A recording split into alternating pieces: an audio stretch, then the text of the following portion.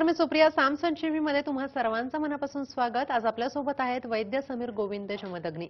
Sir, तुमचं साम संजीवनीमध्ये अगदी मनापासून स्वागत. नमस्कार सर, स्वतः आयुर्वेदाचार्य आणि आयुर्विद्या पारंगत आहेत. गेली 30 वर्ष पुणे मुंबई इथं यशस्वी आयुर्वेद चिकित्सक म्हणून ते कार्यरत आहेत. तसंच श्री विश्ववती रुग्णालय कोल्हापूर आणि Nargis Dutt memorial cancer research hospital Barshi इथे प्रमुख चिकित्सक म्हणून सर कार्यरत आहेत. कॅन्सर, वंध्यत्व, गतिमंदत्व, मतिमंदत्व, किडनीचे आजार आणि क्रिटिकल इलनेस यावर सर विशेष उपचारही करतात. सर, आज आपण खरं तर हृदय रोगावर बोलणार आहोत. तर हृदयरोग ज्यावेळेला आपण म्हणतो त्यावेळेला आपण आयुर्वेदानुसार हृदयाचं थोडंसं आपण एक्सप्लेनेशन आपल्या प्रेक्षकांना देऊया. हां, कसं आहे, हृदय म्हटल्यानंतर हार्ट हे सगळ्यांना माहिती आहे आणि पुंडरीकेन सदृशम हृदय स्यादधूकम असं आयुर्वेदात एक सांगितलेलं आहे. म्हणजे जसं कमळाचं फूल असतं किंवा कळी असते तसं हृदय जे असते ते खाली तोंड करून आपल्या छातीमध्ये डाव्या बाजूला थोडंसं कलून असं असतं. आता कमळ म्हटलं की चिखल आला, तर हा चिखल कोणता, तर यकृत किंवा लिव्हर जे आहे ना तो, आणि तिथून निघणाऱ्या ज्या शिरा आहेत त्या वरती येऊन नंतर एकत्रित होऊन त्याचं हृदय बनतं असं म्हटलं तर वावगं ठरू नये.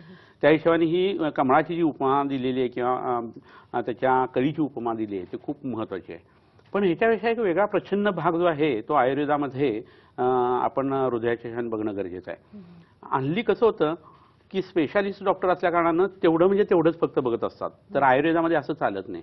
आयुर्वेदामध्ये कसं आहे, काय बाल ग्रहोर्ध्वांग शल्य दंष्टा जरावशान अशी अष्टांग आयुर्वेदाची कल्पना सांगली आहे. जसा अष्टांग योग आहे ना तसं. तर त्यामुळं प्रत्येक शास्त्र जे आहे, कानाचं असेल, नाकाचं असेल, पोटाचं असेल, हृदयाचं असेल, मेंदूचं असेल, हे आयुर्वेदाचा वैद्य एकत्रित विचार करून बघतो. त्याला असं कधी करता येते की मी फक्त हार्टचाच फक्त चिकित्सक आहे किंवा डॉक्टर आहे. त्याला सगळ्या 3.5 हातातल्या प्रत्येक देहातल्या गोष्टींचा त्याच्यासाठी विचार करायला लागतो. हे सांगण्याचं कारण असं की 3 मर्म सांगितलेले आहेत. मर्म म्हणजे व्हायटल पॉइंट्स, याला मराठीत आपण वर्म म्हणतो. तर हृदय, मस्तिष्क आणि वृक्क किंवा बस्ती अशी ती 3 मर्म आहेत. आणि त्रिमर्मी अध्याय नावाचा अध्याय चरक संहितेमध्ये सांगून ठेवलेला आहे जुन्या ऋषीमुनीने आयुर्वेदाच्या. आणि त्रिमर्मीय सिद्धी नावाचा अध्याय सांगितला आहे. हे सांगण्याचं कारण असं आहे की ह्याचा इंटरलिंकिंग या 3 मर्मांचा आहे. म्हणजे समजा हृदयाचा आजार असेल तर मेंदूच्या आजाराची औषधं द्यायला लागतात, किडनीच्या आजाराची औषधं द्यायला लागतात.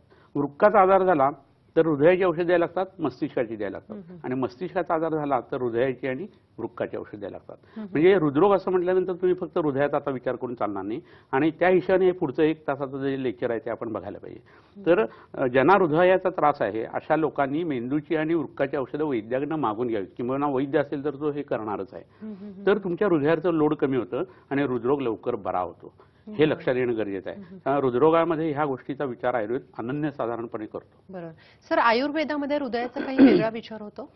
हृदयाचाही होता आणि हृदरोगाचाही होतो. याचं कारण कसं आहे की कारणं अनेक वेगवेगळी असतात आजारांची, पण त्याचा हृदयावरती परिणाम येतो तर तो मनाच्या थ्रू येतो.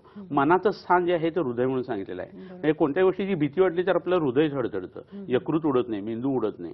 ह्याच्यानं सहज समजतं की आपल्या हृदयाच्या ठिकाणी त्याची उपस्थिती आहे मनाची. तर त्यामुळे मानसिकतेचा परिणाम हा हृदयावरती खूप मोठ्या प्रमाणात येतो असं दिसतं.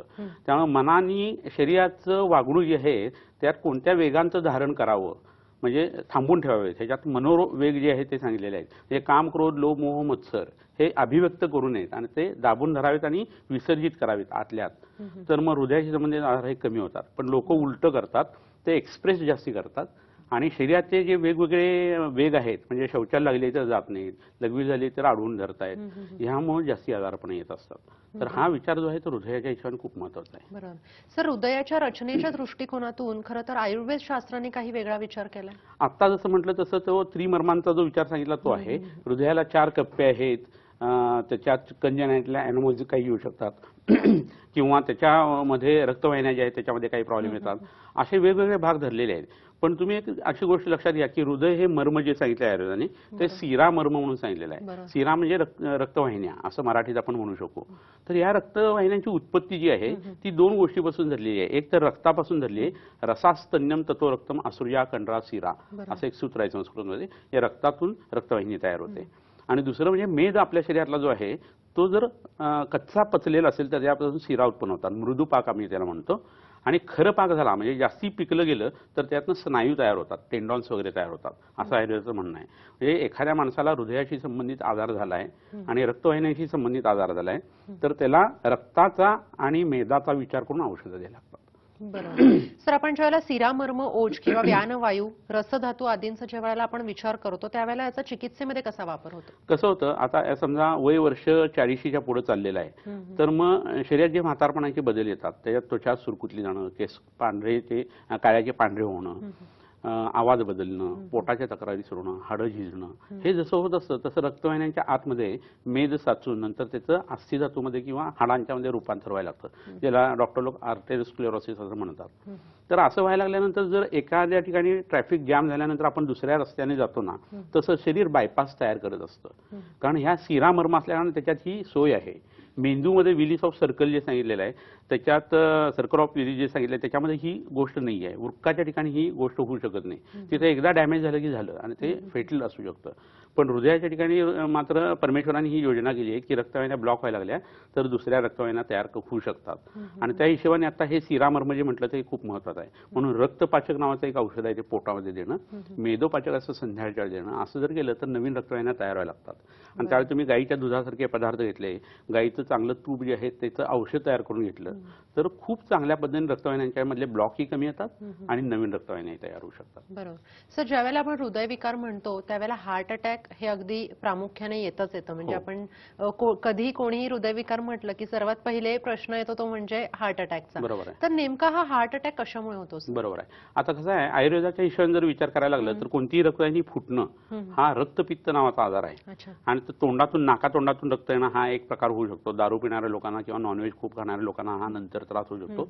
यकृताचं सिरोसिस होऊन किंवा तिथं फॅटी इन्फ्लिट्रेशन होऊन. आणि काही लोकांना शौचाच्या मार्गात वाटे, स्त्रियांना अपत्यपथाच्या म्हणजे पाळीच्या मार्गावाटे रक्त जायला लागतं, लघवीतून रक्त जायला लागतं. तर हा ऊर्ध्वगत रक्तपित्त आणि अधोगत रक्तपित्त असा प्रकार सांगून झाला. ह्याच्या व्यतिरिक्त तिर्यक रक्तपित्त किंवा उभय मार्ग म्हणजे दोन्ही बाजून रक्त जाणारे काही लोक असतात.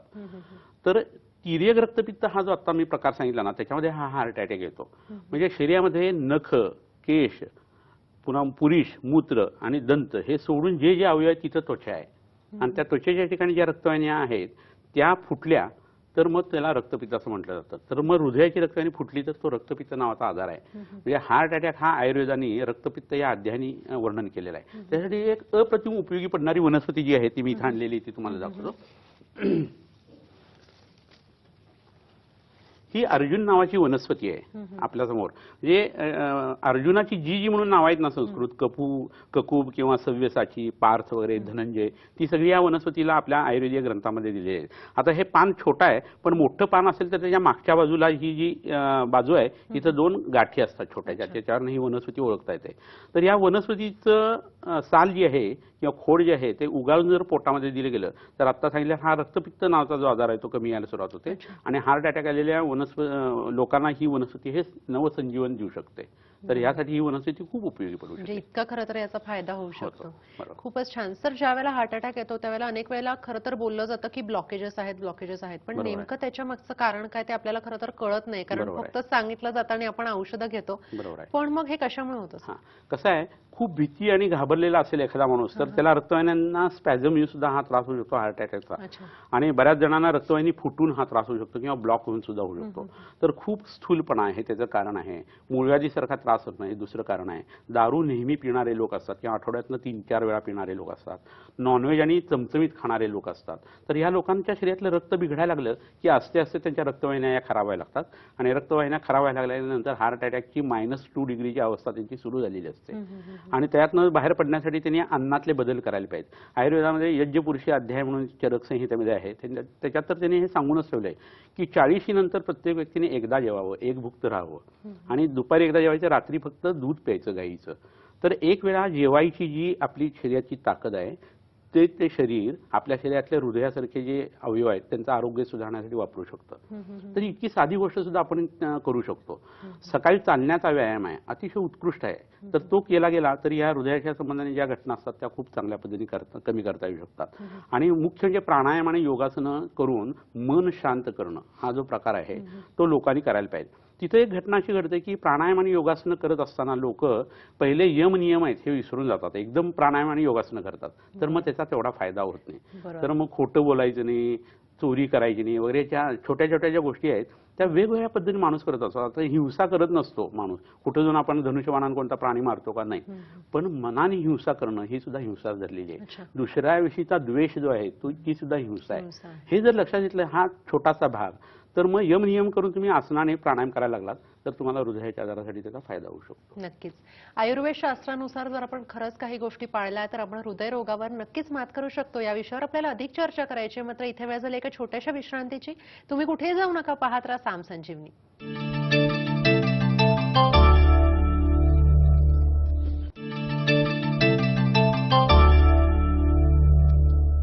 ब्रेकनंतर साम संजीवनीमध्ये तुम्हा सर्वांचं पुन्हा एकदा स्वागत. आज आपल्यासोबत आहेत वैद्य समीर गोविंद जमदग्नी आणि ते आपल्याला मार्गदर्शन करतायत हृदयविकारावर. त्याच्याविषयी आपण माहिती जाणून घेतोय.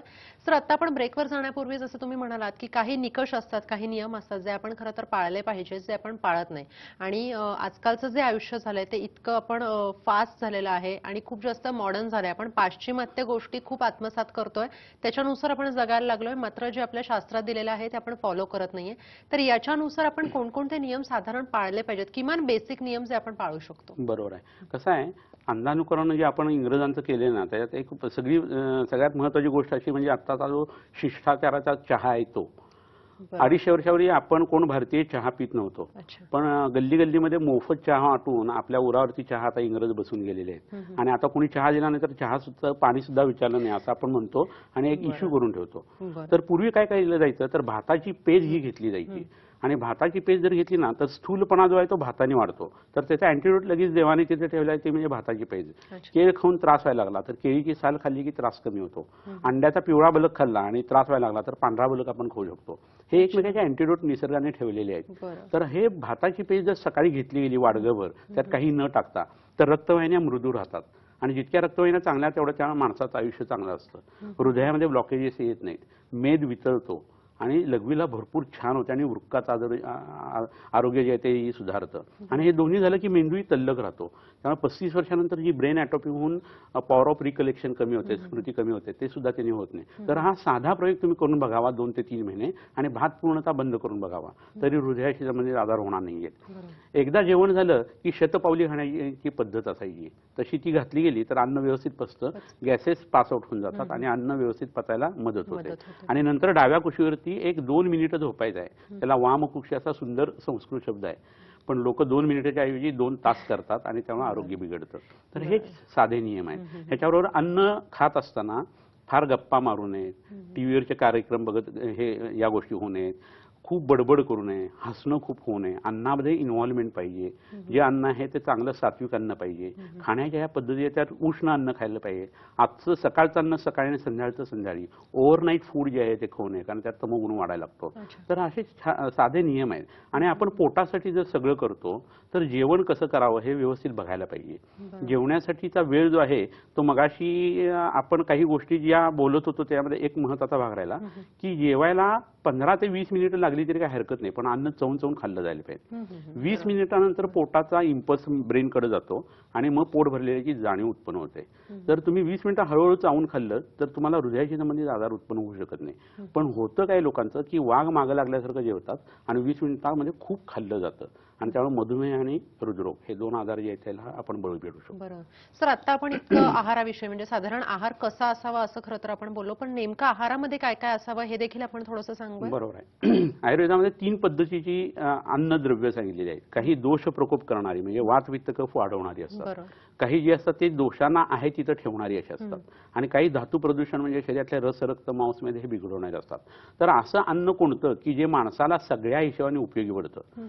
तर तसं जर बघितलं तर गव्हाची पोळी, ज्वारीची भाकरी, मूग आणि तुरीचं गिर्र शिजवलेलं वरण किंवा फोडणी दिलेली आमटी, पण त्यामध्ये मसाले खूप घालायचे नाहीत, मीठ फार घालायचं नाही, फिकं घ्यायचं. आणि त्याच्या बरोबरीने एखादी फळभाजी हे जर घेतली तर ते आपल्या हृदयासाठी खूप उपयोगी पडतं. तुम्ही एक गोष्ट अशी लक्षात घ्या की अन्न या शब्दाची संस्कृत व्युत्पत्ती अशी आहे की जे आपण खातो आणि जे आपल्याला खातं त्याला अन्न म्हटलं जातं. त्यामुळे तुम्ही जितकं जास्ती जेवाल तेवढं निश्चितपणे अन्न तुम्हाला खातं आजाराच्या रूपाने.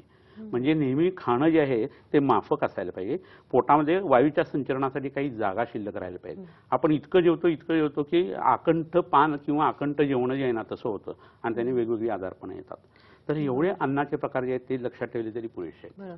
सर, अजून एक प्रश्न आहाराशीच निगडीत आहे, तो म्हणजे काही जणांना ज्यावेळेला हार्ट अटॅक येऊन जातो त्यावेळेला अनेक जणांची खरं तर ही तक्रार असते की आता म्हणजे मला शिक्षा झाली आणि जेवण जेवता येत नाही, की भरपूर जेवणावर निर्बंध आलेले आहेत, घरचे म्हणतात हे खाऊ नको ते खाऊ नको. तर मग नेमकं असा जो रुग्ण असतो की ज्याला ऑलरेडी एक हार्ट अटॅक येऊन गेलाय, त्यांनी नेमका कसा आहार घ्यावा? कसं आहे, आता मगाशी रक्तपित्त नावाचा जो आजार आहे ना, त्याच्या बाबतीत काय झालेलं असतं, 3 घटना झालेल्या असतात. रक्तवत पित्तम म्हणजे रक्तासारखं पित्त झालेलं असतं, रक्तेन दूषितम पित्तम म्हणजे रक्त जे आहे ते पित्ताने बिघडवलेलं असतं, आणि रक्त इति पित्तम म्हणजे रक्त म्हणजेच पित्त आहे. अशा 3 व्युत्पत्ती सांगितल्या. म्हणजेच काय, पित्त कमी व्हायला पाहिजे. पित्त कमी होण्यासाठी 2 गोष्टी आहेत की गाईचं तूप पोटामध्ये माफक यायला पाहिजे, ते पित्ताचं परम औषध आहे. दुसरं पित्ताचा उपक्रम म्हणजे रक्तमोक्षण म्हणून आहे, आणि विरेचन म्हणजे जुलाबाचं औषध ते त्यांनी करायला पाहिजे.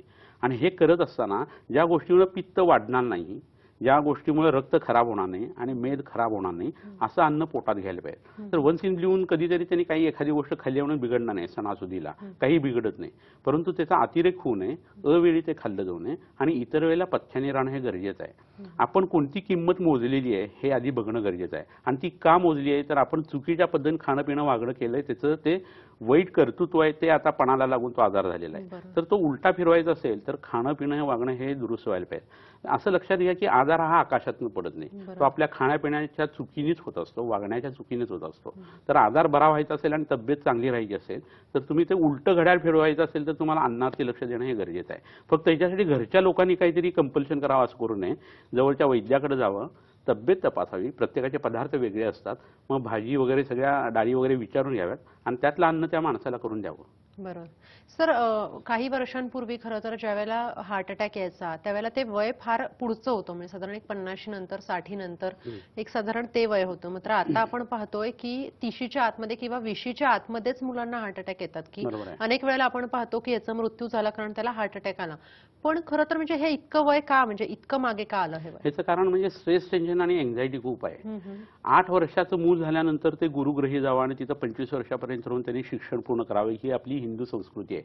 पण असं न होता 3 ते 4 वर्षाचं ते मूल झालं की आई वडिलांना थोडंसं रिलीफ मिळावी आणि वेळ मिळावी म्हणून त्याला बालवाडीमध्ये घातलं जातं. मग सकाळी त्याला उठायचं नसतं त्यावेळेला आई उठून बसते, तोपर्यंत रिक्षावाला जो आहे तो हॉर्न वाजत असतो. म्हणजे आता स्ट्रेस टेन्शन जे आहे ते 25 वर्षे नसून 3ऱ्या वर्षी सुरू झालेले आहेत. आणि रसवाहिनी दुष्यंती चिंत्यानाम चाची चिंतनात असं एक सूत्र आहे, जे आपल्या हृदयातनं जो बाहेर पडणारा आहार रस आहे आणि रक्त आहे ते बिघडण्याचं कारण म्हणजे मानसिकता आणि चिंता हे आहे. ते जर 3ऱ्या वर्षी होत असेल तर वयही अलीकडे येणार आहेत, आणि त्यामध्ये शरीराची शुद्धी नाही आहे, खाण्यापिण्याचे नियम नाही आहेत, ह्याचा परिपाक म्हणून हे होतं. आणि ह्याच्यापेक्षा एक भयानक कारण आता शहरामध्ये जास्ती घडतं, ते म्हणजे मुलांना अति व्यायाम करिअरसाठी काही वेळेला करायला होतात.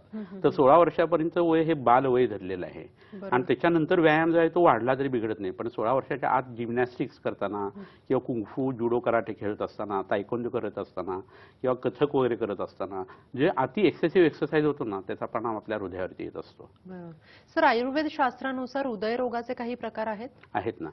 आयुर्वेदामध्ये जन्मजात हृदरोगी सांगितलेला आहे, ज्याला VSD ASD म्हणतो, जन्मजात हृदयामध्ये असलेल्या विकृती सांगितलेल्या आहेत. त्याच्याबरोबरीनं हृदयावरती उत्पन्न होणारा इतर आजारांचा परिणाम, हे स्थूलपणा आहे आणि त्यामुळे हृदरोग उत्पन्न झालेला आहे, मूळव्याध आहे त्याच्यामुळे हृदरोग उत्पन्न झालेला आहे, दारू खूप पितोय त्याच्यामुळे हे झालेलं आहे, हृदरोग उत्पन्न झालेला आहे, मानसिकता बदलून मनाचा आजार आहे आणि हृदरोग उत्पन्न झालेला आहे. अशा जोडगोळ्या आयुर्वेदाने भरपूर सांगितलेल्या आहेत. तर आमच्याकडे रुग्ण जरी आला की आता हृदयाचा त्रास होतोय म्हणून, तरी आम्हाला ह्या गोष्टींचा विचार करायला लागतो.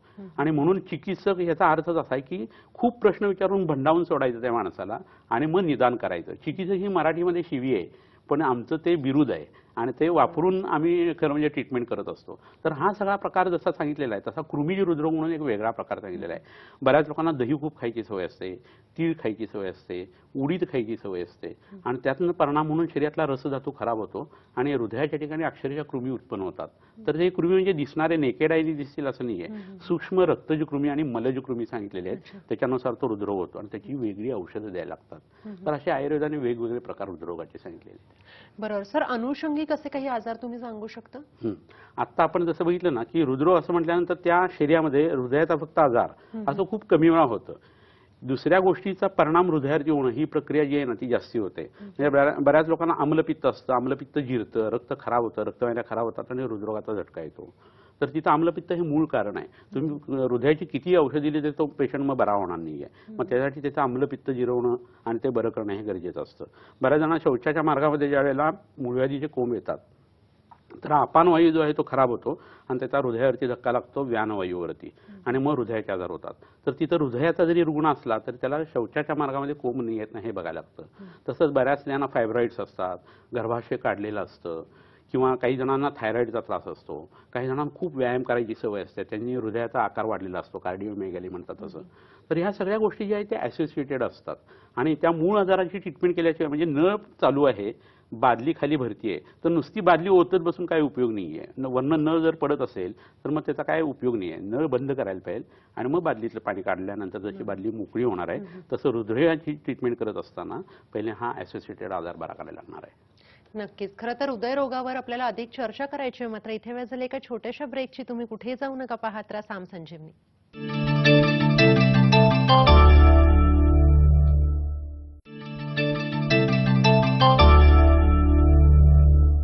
ब्रेकनंतर साम संजीवनीमध्ये तुम्हा सर्वांचं पुन्हा एकदा स्वागत. आज आपल्यासोबत आहेत वैद्य समीर गोविंद जमदग्नी आणि आज ते आपल्याला मार्गदर्शन करतायत हृदयविकारावर. सर, खरं तर ज्यावेळेला एखादा पेशंट, एखादा रुग्ण तुमच्याकडे येतो त्यावेळेला वैशिष्ट्यपूर्ण अशी आपण कोणती उपचार पद्धती त्याला देतो? आयुर्वेदातल्या ट्रीटमेंटविषयी लोकांना बऱ्याच वेळा कल्पना नसते. कसं होतं, मूळव्याधीचं औषध, काविळीचं औषध, पोटाचं औषध म्हणजे आयुर्वेद अशी समजूत आहे. पण ते ऋषीप्रणीत शास्त्र आहे आणि त्याचे काही विशिष्ट नॉर्म ठरलेले आहेत. हे जर लक्षात घेतलं तर प्रत्येक आजारासाठी जो आता नवीन उत्पन्न झालेला आहे, जुना आहे आणि नंतर उत्पन्न होईल, हे त्रिदोष वाढल्यानुसार आयुर्वेदात त्याची औषधं असतात. जवळच्या वैद्याकडे जाऊन तुम्ही त्याची सल्ला घेणं गरजेचं आहे. तर ह्याच्यासाठी मी इथे एक गोष्ट आणलेली आहे, ती माझ्या मते तुम्हाला दाखवणं खूप इष्ट ठरेल. तर ही जी आता हातातली वस्तू आहे याला सांबराचं शिंग असं म्हणतात, सांबर शिंग. तर तुम्हाला हा भाग बघून माहित असेल, पूर्वी भिंतीला हे हरणाची शिरं जी असते ती लावली जायची. तर ह्याच्याविषयी आता आपण माहिती बघणं खूप गरजेचं आहे. काय होतं की हे शिंग जे आहे सांबराचं ते उगाळून पोटामध्ये गंधाच्या रूपात 21 दिवस सकाळी घ्यायचं आणि रोज चालणं थोडं थोडं वाढवायचं असतं. असं 2 कोर्सेस झाले 42 दिवसाचे की दम लागणं, रक्तवाहिन्यांच्या मधल्या अवरोध जे आहे ते आणि रक्तदाब वाढलेला असणं, छातीत दुखणं, घाबरल्यासारखं होणं, ह्या सगळ्या गोष्टी यांनी कमी यायला लागतात. घाम सुद्धा कमी यायला लागतो आणि हृदयाच्या नवीन रक्तवाहिन्या उत्पन्न व्हायला सुरुवात होते. तर प्रश्न असा पडतो की याचं कारण म्हणजे कशामुळे हे घडतं असतं. तर त्याच्याशी बोलणं जरा इष्ट ठरेल. हरण जे असतं किंवा सांबर जे असतं ते ज्यावेळेला पळत असतं त्यावेळेला कितीही पळालं तरी 2 मिनिटात त्याच्या हृदयाचे ठोके ते नॉर्मलला येतात. आणि ते नुसतं पळत नाही बरं का, की त्याच्या मागं वाघ सिंह लागलेला असतो आणि मृत्यूच्या भयाने ते पळत असतं. म्हणजे त्याच्या हृदयाचे ठोके किती वाढलेले असतील तरीही ते जर 2 मिनिटात नॉर्मल येत असेल तर त्याचं हृदय हे सक्षम आहे म्हणून ते घडतं. म्हणजेच आम्ही त्याला अस्थिधातू असं म्हणतो की जो धारणाचं काम करतो. अस्थिधातूचं काम हे धारण आहे. तर त्याच्या हृदयाचा अस्थिधातू म्हणजे तिथं आत कुठं हाडं नाहीये, पण त्याच्या शरीरातला जो सुप्त अस्थिधातू आहे हृदयाच्या ठिकाणचा तो बलवान असल्याकारणाने ही गोष्ट घडते. आणि म्हणून जुन्या ऋषीमुनींनी ही हरणाची जी हाडं सुद्धा वापरू शकतो आपण किंवा त्याचं खुरी वापरू शकतो. पण हाडं म्हणजे त्याच्यात रोकडी हिंसा आहे, त्यामुळे ऋषीमुनींना ते पटलेलं नाहीये. आणि खालचं खूर जे आहे ते जमिनीला टेकलेलं आहे तर ते घाणीने लिप्त आहे म्हणून त्यांनी ते घेतलं नाही. आणि शिंग मात्र गळून पडतात, प्राणी न मरता तो आपल्या हातामध्ये येऊ शकतो. आणि हे शिंग जर हातात घेऊन बघितलं तर त्याचं घनत्व जाणवतं, म्हणजे अस्थिधातू त्यातला जाणवतो आपल्याला. आणि छेदून बघितल्यानंतर ते आतनं पोकळ असतं, म्हणजे हृदयात जशी पोकळी तशी त्यात पोकळी सुद्धा आहे. असं हे उगाळून जर 63 दिवस घेतलं तर चमत्कार होतात अक्षरशः. पण लोकांना याची कल्पना नसते. तर जवळच्या वैद्यांच्याकडे जाऊन या हृदरोगाच्या लोकांनी याचा निश्चित फायदा करून घ्यावा. आणि 63 दिवसानंतर तुमचे रिपोर्ट्स की बघा तुम्ही, त्यात खूप चांगला फरक पडलेला तुम्हाला दिसून येईल. ह्याच्या बरोबरीने आणखीन एक दुसरं प्रकरण इथं आणलेलं आहे, ते आपण बघणं गरजेचं आहे. ही हातामध्ये आता दिसते ही शलाका आहे. शलाका म्हणजे सळई. आणि त्याच्या हा पुढचा जो टोकाचा भाग आहे हा सोन्याचा आहे. तिला सुवर्ण शलाका असं म्हणतात. तर ही गरम करून हृदयाच्या ठिकाणी स्तनमूल आणि स्तनरोहित अशी 2 मर्म असतात निप्पलच्या शेजारी. तर त्या ठिकाणी जवळच्या बाजूला ह्याचा अग्निकर्म आम्ही करतो, म्हणजे चटके देण्याचं काम करतो. त्याला अग्निकर्म असा गोड शब्द आहे आयुर्वेदामध्ये. तर हे केल्यानंतर हृदयाची जी ताकद आहे, कंट्रोलिंग पॉवर जी आहे ती ऍक्टिव्हेट होते आणि हृदयाचा झटका सुद्धा कमी येतो आणि हृदयाच्या नवीन रक्तवाहिन्या उत्पन्न होण्याला यांनी उत्तेजना मिळते. तर हा दुसरा भाग झाला. तिसरा आणखी जो एक भाग आहे तो जलोकाचारण ह्या हिशोबाने आपण लक्षात घ्यायला पाहिजे. तर आता ह्या डबीमध्ये हा जो किडा तरंगताना दिसतोय ह्याला जौक असं हिंदीमध्ये म्हणतात, जलौका असं संस्कृतमध्ये म्हणतात आणि जळवा असं मराठीमध्ये म्हणतात. ट्रेकिंग करणाऱ्या लोकांना बऱ्याच वेळेला ही जळू लागलेली तुम्ही बघितलेली असेल. तर ही लागलेली समजत नाही आणि पडलेली समजत नाही. धन्वंतरीच्या उजव्या हातामध्ये तिला स्थान आहे, एवढं महत्व आहे. तर ही हृदयाच्या ठिकाणी जर बाहेरून लावली गेली तर 1 स्क्वेअर फूट अंतरातलं रक्त ती शुद्ध करते. आणि हिच्या लाळेमध्ये हिरुडिन नावाचं एक तत्व असतं, ते अँटीकोएग्युलंट आहे, म्हणजे रक्तातल्या गाठी ते कमी करतं आणि नवीन रक्तवाहिन्या ज्या आहेत ते तयार करतं. तर मेंदूच्या ठिकाणी जिथं आपण काकीस्थान म्हणजे शेंडी ठेवतो त्या ठिकाणी, किडनीच्या ठिकाणी पॅराऑर्टल गटन म्हणून जो भाग असतो त्या कमरेच्या ठिकाणी आणि हृदयाच्या ठिकाणी, असं तिन्ही ठिकाणी जर हे लावलं गेलं तर हृदयाच्या लोकांना अत्यंत उपयुक्त असं हे प्रकरण आहे. बरं. हे खरं तर या खूप तसं पाहायला गेलं तर आपल्या शास्त्रानुसार सांगितलेल्या खूप चांगल्या गोष्टी आहेत. सर, त्याचबरोबरीने आपल्या दवाखान्यातील खरं तर शृंगयोग या वैशिष्ट्यपूर्ण औषधाबद्दल तुम्ही माहिती सांगू शकता? आता आपण जे सांबरशिंग बघितलं ना, त्याची माहिती म्हणजे तीच माहिती होती. शृंग म्हणजे सांबरशिंग, योग म्हणजे औषध, आणि ते घासून 63 दिवस करण्याचा प्रकार म्हणजे तो शृंगयोग. बरोबर. सर, सध्याच्या काळामध्ये दिसणारा जो हृदयरोग आहे यासाठी आयुर्वेद शास्त्रात काय सांगितलं? आता दिसणारा हृदयरोग आहे त्याच्यात 2 पद्धतीच्या पर्सनॅलिटी आपल्याला लक्षात येतात. ए टाईपची जी लोक असतात ना ती अतिशय पंक्च्युअल असतात आणि प्रत्येक ठिकाणी वेळेवरती पोहोचणं, वेळेवरती जाणं, प्रत्येक गोष्ट जी आहे ती अगदी मनापासून करणं आणि धावपळ खूप करणं, तसं लोकांच्या हाताखालच्या लोकांना ओरडणं वगैरे ह्या पद्धतीचा त्याचा स्वभाव असतो. आणि दुसरे जे असतात ते कसे असतात, हॅपी गो लकी असतात, उशिरा जाणं, निवांत, जाऊ दे की बघू की, अशा पद्धतीची वृत्ती असते. तर हे जे हॅपी गो लकी असतात ना यांना हृदयरोगाचा फारसा काय पंगा पडत नाही. परंतु जे पहिले लोक आहेत ना त्यांना भयंकर मोठ्या पद्धतीने हृदयाच्या रोगाला सामोरं जावं लागतं. तर हे करत असताना तुम्ही डिसिप्लिन पाळा, पण त्याचा परिणाम एवढा होऊ नये की तुमच्या प्रकृतीवरती होईल. म्हणजे कामामध्ये इन्व्हॉल्वमेंट असावी, काम म्हणजेच आपण व्हावं, पण कुठंतरी तिराई धरून आपण ते वागायला पाहिजे आपल्या शरीरासाठी. असं जर केलं गेलं तर प्लॅनिंग जे आहे ते वेळेचं, लवकर जाणं, लवकर उठणं हे निवांतपणे व्हायला पाहिजे. तसं जर झालं म्हणजे पिवळा लाईट लागलेला असतो आणि तेवढ्यात वाहन जे आहे ते पुढे ढकलणं, हे जे लोक असतात ना त्यांना हृदयाशी संबंधित आजार हे नक्की घडतात. तर माणसांनी तेवढ्यासाठी प्राणायाम करायला पाहिजे, योगासनं करायला पाहिजे आणि त्यातनं बाहेर पडायला पाहिजे. बरोबर. सर, काही वेळेला असंही म्हटलं जातं की खूप जास्त जागरण करणं हे देखील कारणीभूत ठरतं हार्ट अटॅक येण्यासाठी. म्हणजे आपण तशा काही केसेसही पाहतो नेहमी की असं म्हटलं जातं की याला हार्ट अटॅक आला कारण हा रात्री खूप जास्त जागरण करत होता.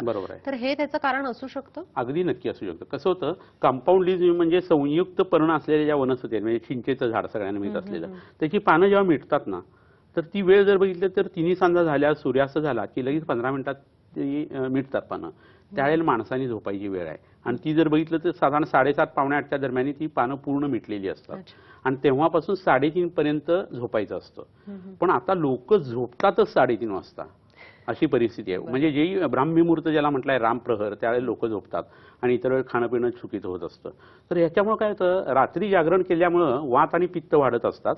वात पित्त वाढले की शरीरातला रसधातू खराब होतो, रक्त खराब होतो आणि हृदयरोग उत्पन्न होतो. त्यामुळे रात्री जागरण आणि दुपारी जेवणानंतरची झोप या दोन्ही गोष्टी हृदयाला हितकारक आहेत. बरं. सर, बीपी वाढणं किंवा बीपी कमी होणं जे आपण म्हणतो ब्लड प्रेशरचं प्रमाण, तर हे देखील हृदयरोगाशी म्हणजे जोडलेलं आहे? अगदी. एक वेळ जास्ती रक्तदाब असलेलं बरा, पण कमी असणं हे खूप त्रासदायक आहे.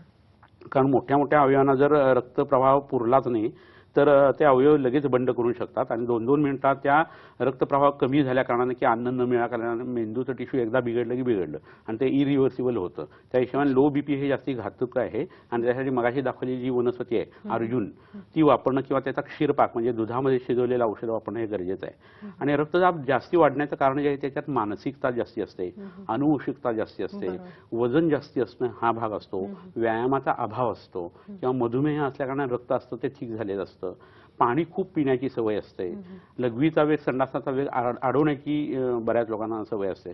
तुम्हाला वाटेल की ह्याच्यामुळे काय घडणार आहे संडास लघवी अडवल्यामुळं, तर तिथे ही फिजिकल फेनॉमिना फक्त नाही आहे, तो मळ आहे शरीरातला आणि तो पडून राहिला की त्यातले विषाणू जे आहेत ते पुन्हा रिअब्झॉर्ब होतात आणि ब्लड स्ट्रीममध्ये येतात आणि त्याचा परिणाम जो आहे तो मस्तिष्कामधल्या न्यूरोट्रान्समीटरवरती घडतो आणि त्याचा परिणाम म्हणून हृदयावरती आणि वृक्कावरती त्याचा परिणाम होतो. म्हणजे आयुर्वेदाने ह्या सगळ्या गोष्टीचा इतका साकल्याने डीप विचार करून ठेवलेला आहे. ते सगळं जर टाळलं गेलं तर मग हृदरोग जे आहे ते उत्पन्नच होणार नाहीत आणि झालेले असतील आणि हे नियम पाळले गेले तर त्याची ट्रीटमेंट ही आसान होणार आहे. बरोबर. काही वेळेला हृदयामध्ये छिद्र असतं, आपण ज्याला म्हणतो हार्टमध्ये होल असणं. बरोबर आहे. हे सर कशामुळे होतं? जन्मजात ज्या विकृती असतात त्याच्यामध्ये येतं. जन्मजात आदिबल प्रवृत्त असे जे विकार सांगितलेले आहेत त्यात जन्माला येताना उत्पन्न होणाऱ्या हे गोष्टी आहेत. तर आईच्या पोटामध्ये जे गर्भ वाढत असतो त्यावेळेला हृदयाची उत्पत्ती जी आहे ती 4थ्या महिन्यामध्ये सांगितलेली आहे.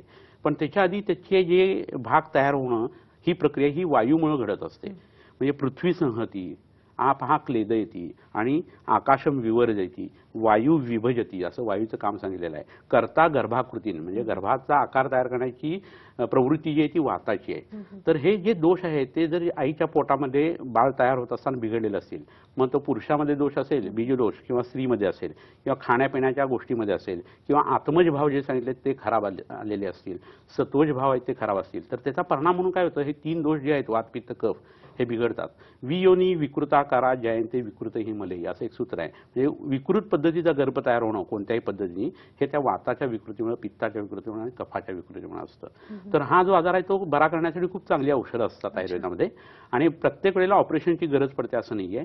त्या शरीराला ते हृदय जे आहे ते अकस्टम करून जरी दिलं तरी हा भाग जो आहे तो चांगल्या पद्धतीने दुरुस्त करता येतो. तर त्याला अंगाला आळशीचं तेल लावणं, पाठीला मिरं आणि पिंपळीचा किंवा हळदीचा लेप करणं, वैजयंती माळ जी आहे भगवान श्रीकृष्णाच्या गळ्यात असते ती उगाळून पोटामध्ये देणं, रससिंधू नावाचं औषध आहे ते शतावरी कल्पावरती देणं, यांनी ह्या पद्धतीची छिद्र कमी येतात आणि जर राहिली तरी त्याचा त्याच्या शरीराची त्रास होत नाही. बरोबर. हृदयरोग या विषयावर आपल्याला अधिक माहिती जाणून घ्यायची, मात्र इथे आपण घेतो एक छोटीशी विश्रांती. तुम्ही कुठेही जाऊ नका, पाहत राहा साम संजीवनी.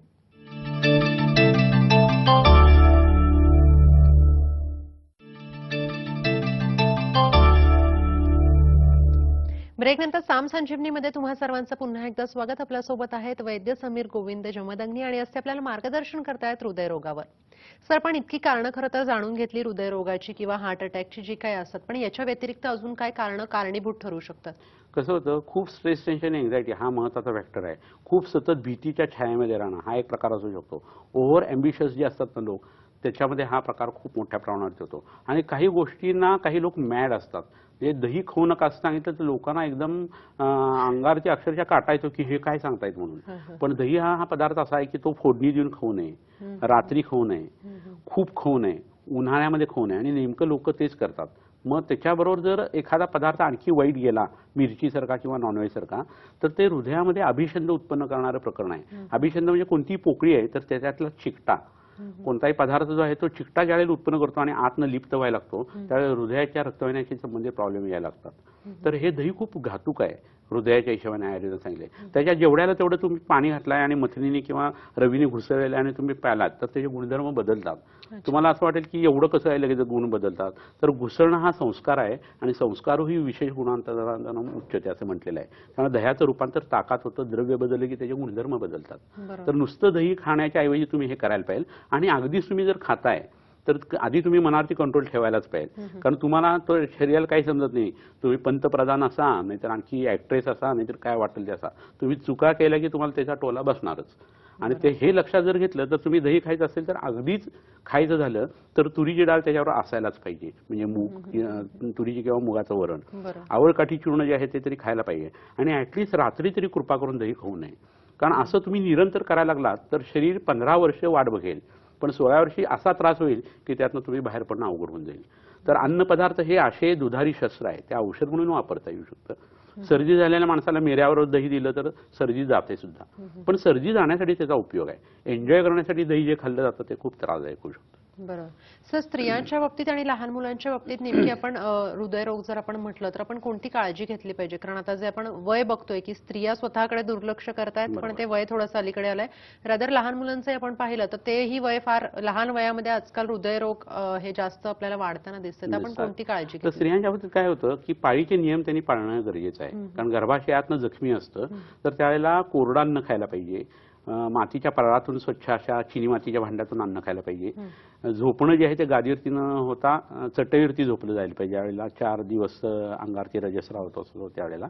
आणि मेनापॉज येत असताना शरीराची काळजी घेत असताना प्राणायाम आणि योगासनाचा अंतर्भाव त्यांच्या जीवनशैलीमध्ये करायला पाहिजे. संध्याकाळचं जेवण कमी करायला पाहिजे किंवा बंद करायला पाहिजे 40शी नंतर, आणि दुपारचं जेवण व्यवस्थित घ्यायला पाहिजे. तर हे केलं तर हृदयाशी संबंधित बरेचसे आजार जे आहेत ते स्त्रियांचे कमी होतात.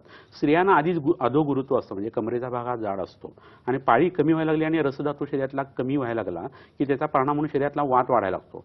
तो कोरडा असतो म्हणून त्याला कॉम्पेन्सेट करायला शरीर मेद वाढवतं, तेलकट, आणि त्यामुळे त्यांची वजनं वाढायला लागतात आणि अंडी लोड जे आहे ते त्यांच्या हृदयावरती यायला लागतं आणि हृदरोग सुरू होतो. हे स्त्रियांच्या बाबतीत आहे. तर कशी जीवनशैली बदलायची वयानुसार, हे मन तरणच राहतं काय माणसाचं, पण शरीरानुसार बदलणं हे गरजेचं आहे. आपण आजी झालेलो आहोत ही भावना जी आहे ती मान्य करायला पाहिजे आणि त्या पद्धतीने वागायला पाहिजे. आता राहिला प्रश्न जो आहे तो मुलांचा राहिला. तर मुलांना आपण अंडी लोड खूप द्यावं असं असू नये. एकच मूल असतं आणि त्यामुळे केअरिंग शेअरिंग खूप होतं. आधीच मुलं लाडावलेली असतात आणि त्याचा परिणाम म्हणून करिअरच्या मागे लागताना आपण त्याच्यावरती जर खूप कंपल्शन करत असू तर त्याचा परिणाम त्याच्या रसधातूवरती आणि हृदयावरती होतो. त्याला माफक व्यायामाची सवय ही लावली जायलाच पाहिजे. शनिवार रविवार मेंटल स्ट्रेस टेन्शन ते आहे त्यांचं कमी व्हायला पाहिजे. गायत्री मंत्रासारखा मंत्र असतो तो त्यांना पढवायला शिकवायला सुरुवात करायला पाहिजे. तर या गोष्टीचा खूप चांगला परिणाम मुलांच्या हृदयावरती येऊ शकतो. आणि ह्याच्याबरोबर आहाराचं महत्व जे आहे ते सात्विक आहाराचं महत्व त्यांना पटवून देणं हे खूप गरजेचं आहे. बरोबर. आपण सर काही वेळेला पाहतो की जिम मध्ये ज्यावेळेला खूप जास्त जिम केली जाते, खूप जास्त तिथले मशीन्स वापरल्या जातात, त्यावेळेला हार्ट अटॅक येतो किंवा त्यावेळेला हृदयरोगासारखे त्रास होऊ शकतात. तर मग अशा वेळेला आपण कोणती काळजी घेतली पाहिजे? कसं होतं, ह्या सगळ्या लोकांना तिथं खाण्यापिण्याची पद्धत इन्स्ट्रक्टर काहीतरी वेगळ्या गोष्टी सांगतो आणि मुलं त्या जिम मध्ये जातात, कारण कोणता तरी नट कसा बॉडी बिल्डर आहे हे त्यांनी बघितलेलं असतं.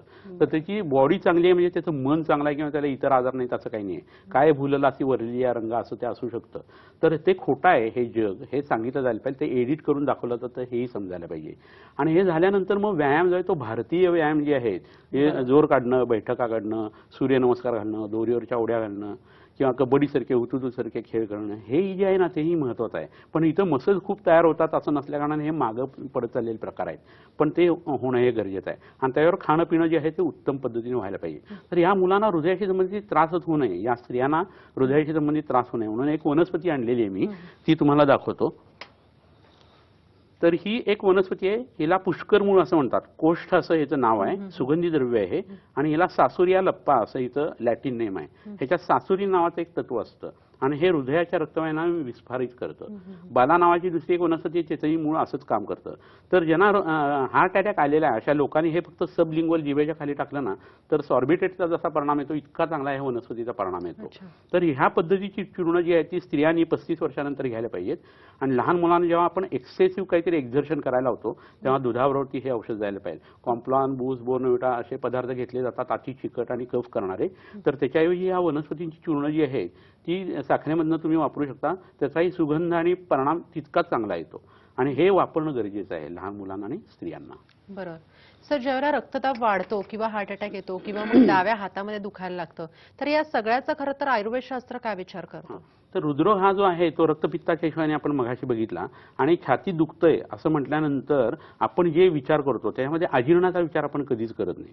तर ज्या ज्या लोकांना हार्ट अटॅकचा त्रास झालेला आहे अशा लोकांचं जर खाणं पिणं आदल्या दिवशीचं जर बघितलं तर डाळी प्रचंड खाल्लेलं असतात, नॉनव्हेज खाल्लेलं असतं, सुरळीची वडी, ढोकळा, लोणची किंवा बटाटे वडा, ब्रेड असं चमचमीत अन्न खाल्लेलं असतं आणि त्यांनी विदग्धाजीर्ण नावाचा एक प्रकार उत्पन्न होतो. आणि गृहिणीतनं ते पित्त जे आहे आपल्या ड्युओडेनमधनं हे संपूर्ण रक्तामध्ये जातं आणि मग हृदयाच्या रक्तवाहिन्यांना त्याचं इरिटेशन होऊन हा हृदरोग होतो. आणि त्यामुळे अजीर्ण या आजारामध्ये मृत्यू हे उपद्रव किंवा लक्षण म्हणून आयुर्वेदाने सांगितलेलं आहे आणि तो म्हणजे निश्चितपणे हार्ट अटॅक आहे. तर आयुर्वेदाचा विचार करत असताना हार्ट अटॅकच्या लोकांची संप्राप्ती किंवा पॅथॉलॉजी जी आहे ती अजीर्णाची असते आणि अजीर्णाची ट्रीटमेंट द्यायला लागते. त्यावेळी करंगलीला फक्त रबर बँड जरी बांधला, नाकाचा शेंडा आहे तो दाबून जरी धरला आणि स्तनमूल स्तनरोहित मर्मावरती दबाव जरी दिला तर त्या माणसाचा तो अटॅक कमी होऊ शकतो. चरक संहितेमध्ये अंगावरती गार पाणी एकदम ओतणं अशी एक ट्रीटमेंट सांगितलेली आहे.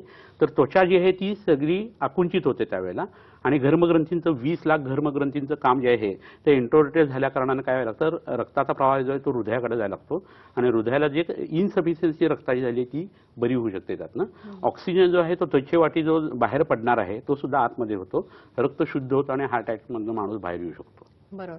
सर, आपण थोडंसं व्यसनांविषयी बोलूयात, कारण ज्यावेळेला व्यसनं केले जातात, तंबाखू खाणं म्हणा किंवा सिगारेट घेणं म्हणा, की त्याच्यावर व्यवस्थित खरं अगदी तर बरोबर आहे. वॉर्निंग दिलेली असते, बरोबर मात्र आहे. तरीही ते घेतले जातात. तर हे कितपत कारणीभूत ठरू शकतात हृदयरोगासाठी? बरोबर आहे. कसं आहे, कोणतंही व्यसनाचं द्रव्य जर बघितलं तर ते विष असतं आणि बरोबर. विषाच्या गुणधर्मामध्ये दोन गुण खूप महत्त्वाचे आयुर्वेदाने सांगितलेले आहेत. व्यवायी आणि विकाशी असं आम्ही त्याला म्हणतो. तर त्याच्यामध्ये ते औषध पचायची किंवा ते व्यसन पचायची गरज नसते ते द्रव्य, आणि त्याचं साक्षात ऍक्शन जी आहे ती हृदयावरती होते. हृदयामध्ये ओज नावाची एक घटना आहे, त्याच्यावरती त्याची ऍक्शन होत असते आणि हृदयाच्या संबंधाने तो आजार उत्पन्न व्हायला सुरुवात होते. तर तंबाखू असू दे, दारू असू दे, विडी असू दे, सिगारेट असू दे, ह्या सगळ्या गोष्टी तोंडामध्ये धरल्यानंतर किंवा सिगारेट ओढल्यानंतर 6 सेकंदामध्ये ते मेंदूकडे जातो, दूर तो, आणि 9 सेकंदामध्ये तो यकृतापर्यंत जातो. म्हणजे हृदयमध्ये किती त्याची हालत खराब होत असेल हे लोकांनी लक्षात घ्यावं. असं तुम्ही दिवसातून 9-9, 10-10 वेळा करत असाल तर निश्चितपणे त्याची किंमत तुम्हाला मोजायला लागते. नक्कीच. सर, ऑलरेडी ज्यांना हृदयरोग झालेला आहे किंवा ज्यांना हार्ट अटॅक येऊन गेलाय, अशा रुग्णांना तुम्ही काय सांगू इच्छिता? त्यांनी पहिली गोष्ट अशी करावी, वय वर्ष 35च्या पुढे असेल तर संध्याकाळचं जेवण बंद करून फक्त गाईचं दूध प्यावं. दुपारच्या वेळेला भात, पोळी, भाजी, आमटी, मुगाचं वरण असं सात्विक अन्न घ्यावं. चमचमीत पदार्थ खाऊ नये. चहासारखे पदार्थ हळूहळू सोडावेत. भाताची पेज घ्यायला सुरुवात करावी. मगाशी सांगितलेले शृंग जे आहे, शृंगयोग, तो उगाळून घ्यायला सुरुवात करावी. अनुलोम विलोम नावाचा प्राणायाम जो आहे तो हळूहळू करावा. ओंकार करावा. त्याचा खूप त्यांना चांगला परिणाम होईल. 2 महिन्यातून एकदा जुलाबाचं औषध त्याने घ्यावं. रात्रीची झोप लवकर घ्यावी. पहाटे लवकर उठावं. आणि आपण आयुष्यात अशाच गोष्टी कराव्यात की रात्री पडल्या पडल्या झोप लागेल. तर मग हृदयाशी संबंधित आजार हे होणार नाहीत, असतील तर कमी होतील. बरोबर. सर, हृदयरोग होऊच नये म्हणून आपण काय काळजी घ्यावी? आता हे सांगितलेल्या सगळ्या गोष्टी कराव्यात, पण मेंदूचं आरोग्य चांगलं राहावं आणि वृक्काचं आरोग्य चांगलं राहावं याच्यासाठी प्रयत्न करायला पाहिजे. च्यवनप्राशसारखं औषध जे आहे ते आपल्या प्रकृतीनुसार बघावं. प्रत्येकाची प्रकृती वेगळी असते आणि पहाटेच्या वेळी उठल्यानंतर तो जर च्यवनप्राश खाल्ला किंवा ते औषध खाल्लं तर तुमच्या शरीरातले अनेक आजार नष्ट होतात आणि मोठे आजार तर तुमच्या मागच लागत नाहीत. एवढं एक मोठं वरदान जे आहे त्या आयुर्वेदाचं लोकांना देऊन ठेवलेलं आहे. नक्कीच. सर, आजच्या विषयासंदर्भात तुम्ही खूपच छान मार्गदर्शन केलं. तुमचे मनापासून आभार. धन्यवाद.